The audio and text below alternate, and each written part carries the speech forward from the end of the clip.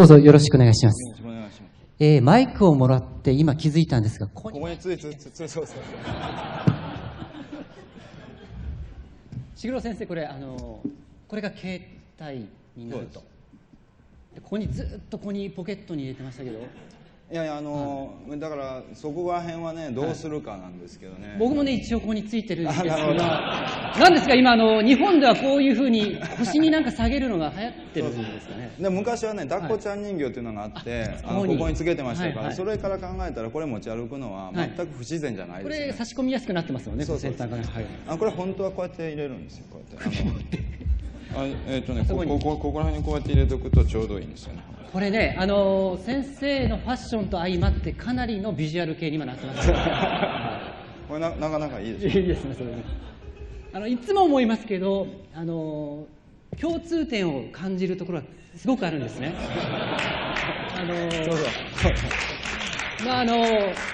メガネ。メガネですね。あと右分け左分けはここから分けるとかですね。あと分かりやすいカラー。服はアイデンティティですからね。服コロコロ変えるって名前コロコロ変えるのと一緒ですからね。これは許せないですね。先生はもうなんで黒なんですかそれ。なんか黒は一番便利なんですよ。葬式も結婚式もいけるから。石黒という。それもありますし、あとなんか黒いはどこにもあるじゃないですか。黒い服。例えば黒い車もあるし、黒でないものはないんですよ。確かに。青はちょっとだからね一番先に黒取ったらあと誰も真似できないでしょ。なるほど。早く取っとかないといけないっていうので、昔もう学生時代からずっと黒ですね。決めたんですねその時に。いや名前と一緒ですね。アイデンティティですから。黒レンジャーってことですねじゃあ。そう。僕は青レンジャーってことですね。いやでもさ人のアイデンティティ何かってやっぱり気になるじゃないですか。向こうから歩いてきてね、その人の名前が出てくるわけじゃないわけです。最初に見るのは顔だったり服だったり、だから顔は遠かったら分かんないから、服の色ってのはものすごい大事なんです。なるほどなるほど。それをコロコロ変えるっていうのはどういうことかっていうのはいまだに僕は皆さんの気持ちは理解できないですって。でもそれは分かります。僕も青で。このおかげで天皇陛下の前にも出れますので。もうこれもう脱げないですもんね。これ脱げないですね。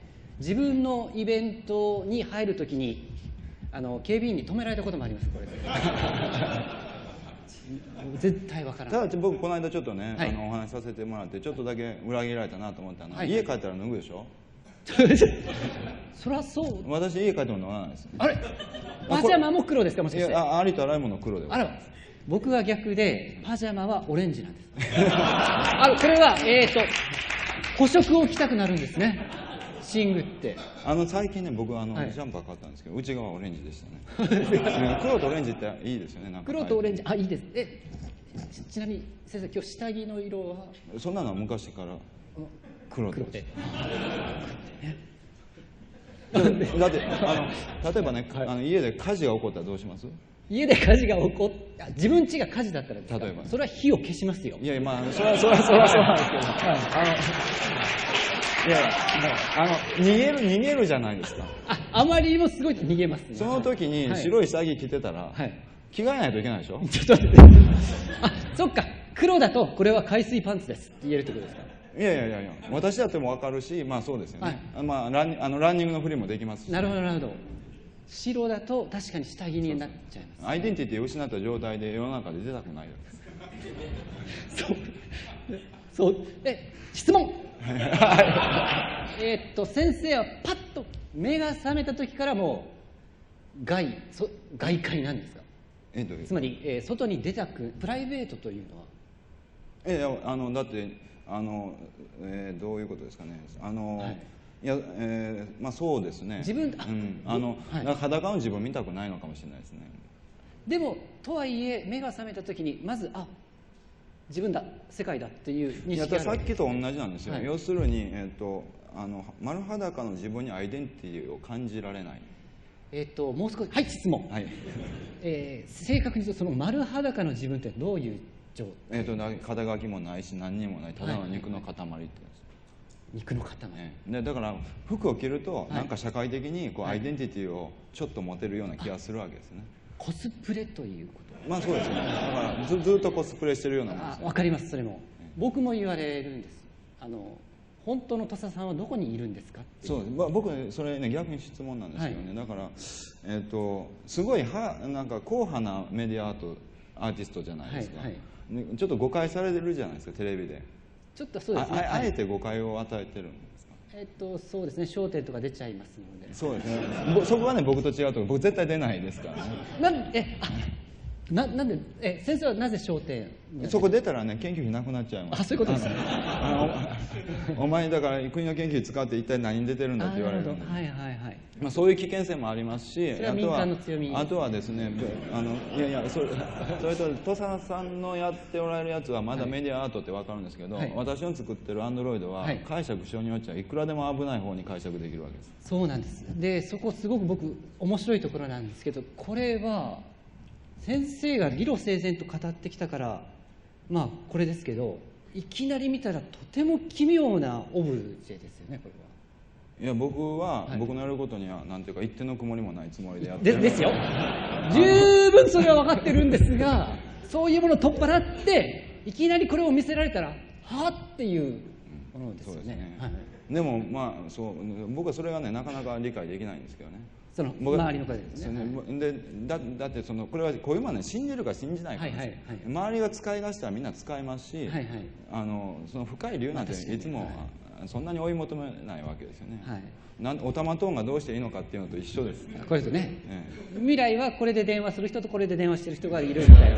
これ楽器じゃないですか。これ楽器ですけど、いやいいな、これまさにアンドロイド携帯だなと思ってこうね。そう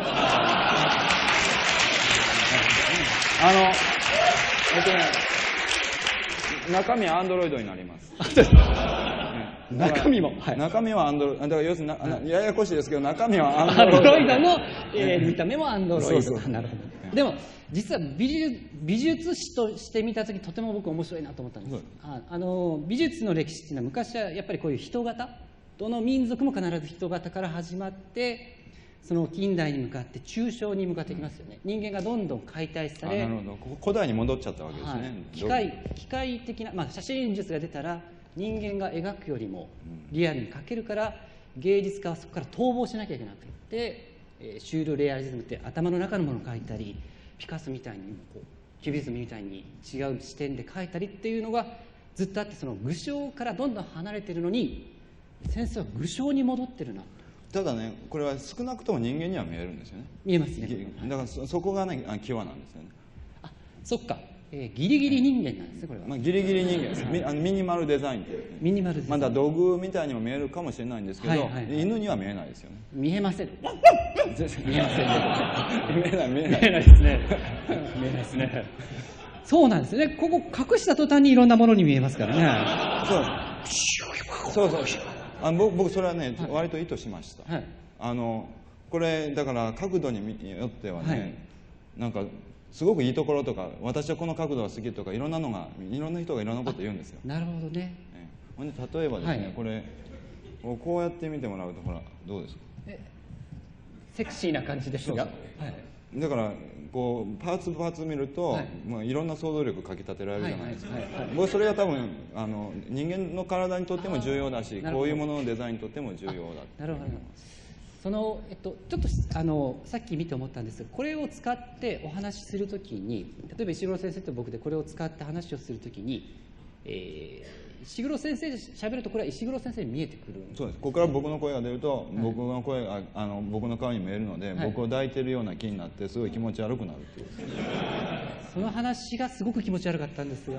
いやそうなんですよ。でね、一番いいのはね、知らない女の子に喋ってもらうことなんですよ。そうすると、自分の中の一番いいなんていうかイメージの女の子を想像しながら喋れるんですね。でそうやって喋ってる、中年男性を見るのが一番気持ち悪い。本当に気持ち悪いです。もうちょっと大きいやつが今あるじゃないですか。あれをこう抱きながら「何々ちゃんいい子だね」みたいなことをみんなね、周りの目無視してねやるんですよ。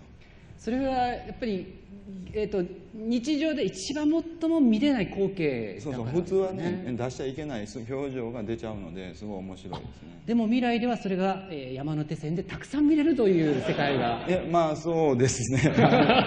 でもね、これだから誰でも使う携帯っていうよりは、お年寄りが例えばお孫さんを、とずっと話してたいとか、これやっぱりここから孫の声が聞こえたらね、絶対手放せないですよね。まあそれは本当にその人型というか人形を持ってる。あと大胆な人はそこら中でやっていただいたら構わないんですけど、普通はなかなかやりにくいかもしれないですね。今の時点では僕かなりやりにくいんですがいやでも大丈夫だと思いますね。でもその人型の持ってる情報力人間にその喚起させるものってすごいですね。やっぱりだから僕らの脳って人間を認識するためにとか人間と関わるためにあるんですよね。だから人間ってそんな僕らやっぱりアンドロイドの研究やってると人間がいかに複雑かっていうのがもう身に染みて分かるわけです。それでもやっぱりなんかもっと人間のいろんな側面を知ってそれをいろんなところに使いたい。だからまだまだ可能性があるっていうか、芸術って僕当分死に絶えないような気がするっていうのがね、ちょっとこういう分野に入ってきて実感したことですよね。なるほど。そのさっきの具象の話なんですが、まさか科学者の方からこういう具象が出てくるとは思わなかった。だからこれ挑戦ですよね。要するに芸術を技術に置き換えちゃうぞっていうことですよね。今可愛らしく言いましたけどかなり怖いことをでもそうなんです。で芸術家はどうするかというとそこから別なところへ逃亡しなきゃいけないんですね。もっと僕らが手に負えないレベルにいかないといけない。申し訳ありませんでもそれは確かにいつも僕が思うことです、ね、今日だからお会いした時にこれは僕は土佐さんに対する挑戦ですって言ったそういうことなんですこれを超えろということですね。そう僕が作るということはそのうち技術になっちゃうわけです。理由がついて誰でもできるようになっちゃうわけですね。だから土佐さんのようなそのアーティストが、の役割っていうのはその僕らの手の届かないその先にあるわけで、オタマトーンよりもすごいものを作ってもらわないとめっちゃ言われてしまいましたね。でも確かにそれは本当にずっと思っていることで、例えば抽象絵画というものを、僕モンドリアンという作家が好きなんですが、ご存知ですか皆さん、黄色と青と赤白黒だけで、画面を構成する作家なんですが、最初は木を描いてたんですね。でその木を描いてた絵がどんどん抽象化していくんですけれども、そのプロセスは実はコンピューターでもできちゃうんですね。抽象絵画を見た時にいつも思うのはこれはもう処理できてしまったなっていつも思いますね。でね、今僕は、これまだ形になってないから、何言っても許される段階なんですけど、ここだから言うと次もう一個この先をやりたいと思ってるわけです。この先、これをもっとそぎ落としたら何が残るかと。人間というものを残してそぎ落とすということですね。そうそうそう。俗っぽく言えば魂みたいなもんです。魂。それを握ってると、その人の魂を握ってるというか人間らしく姿形じゃないけれども何かここに先生がいるみたいな、そういうやつなんだかみたいな感じですね。でそれを、なんていうか、3つぐらいのアプローチで何とかしようと思って、一つはそういうねそのデザインっていうか、メディアアート的なやり方と、もう一つは複雑系っていう、なんていうんですかね、その生物の原理を研究する、そこの数学的なアルゴリズムを使うっていうのと、あとはもうちょっと哲学者の議論で、なんていうかうちの研究室ではね、みんなわけわからないことを言われながらですね、魂を作ってこいって言われて、学生さんに先生が言うんですか？うちのスタッフとかね、学生作ってこいって。学生にはストレートに言わないですよ。例えば複雑系のこういうシミュレーションをやりなさいって言うんだけど、スタッフにはね、その先には僕はこういうことをやりたいんだよっていう、で大体うちのスタッフはそこは聞かなかったことにしますっつって、でも多分1年ぐらいするとなんかねできるような気がなんとなくちょっとしてるんで。でも僕もものを作るときに自分とは何かということをすごくテーマにするんですが、ちょっと自分の話をすると、芸術家というのは自分とは何かっていう考えるとき分析的手法を使わないんですね。それは、本能的にやるんですが、どうしてもそして絵を描いたりするんですが、そこだけではすごく納得いかなくて、人間というものは論理という思考があるので、その芸術的なインスピレーションをなんとか論理でどんどん追いかけていって、分かったことを形にしようということをやってきたんですね。なので先生が今言わんとした魂を作りたいっていうのは、なんとなく分かります。僕のやり方も多分似てるのかもしれないですね。ただ僕はね、アイデアだけはね山盛り出てくるんですよ。でその中でなんていうんですかね、メモをずっと取ってると繰り返し出るアイデアがあったり、ある時このアイデアなんていうんですかね、もういきなり確信に至るようなアイデアがあって、理由はないんです。そのアイデアっていうのは工学的アイデア？工学的アイデアですね、もちろん。だから理由はないんだけれども、それをやろうっていうふうな気分になって、アンドロイドもそうなんですよね。なんかぼやんやりしたいろんなアイデアがあって、そのメモである時にもうなんか神様の啓示を受けたようにその研究を取ると、それは啓示じゃなくて、一番怖いなるアイデアっていうのは口では説明できないんだけれども、なんかこれ全部つながりそうだなっていうのがあって、それをやるっていうことです。先生はそれはビジョンとして見えるんですか？そのビジュアル的に見えるんですか？そのアイデアは。これはね、ビジュアル的に見えました。これが浮かんできたんですね。いきなり来ました。寝てたらそうそう、まさにそんな感じです。僕人間のミニマルデザインって何かなってぼんやり考えた時に、最初がこれ出て、それで僕の思いをですね、3人ぐらいのデザイナーに伝えたんですけど、誰も理解してくれなかったんです。素敵です。そうでしょうね。それで結局はね、これCG 使ってなんていうかコンピューターで彫刻するやつがあるじゃないですか。あれ使ってね、全部自分でやったんです。自分で先生がまずデザインしたのを削り出したってことなんですか？いやいや、僕がまずなんていうか簡単な絵描いたりして、でデザイナーにブラッシュアップしてもらおうとしたんですけど、デザイナーの人はやっぱり理解しないんですよ、僕のイメージを。でだから最初から最後までこれは私がデザインしました。でもその原風景的な人間のものが見えたってことなんですよね。なんかすごく宇宙人のようにも。そうですね。まあいろんなことをみんな言うんですけど、なんか泳ぎそうだとかね、空飛びそうだとか。でもこのデザインポリシーは目だけはリアルに残して、あとは周辺に行くに従って消えていくっていうのと、あとはね、これ大人の顔なんですけど、顔と頭の比率を子供にすることによって年齢もわからないっていう、ちょっとだけテクニックを使ってるんですよね。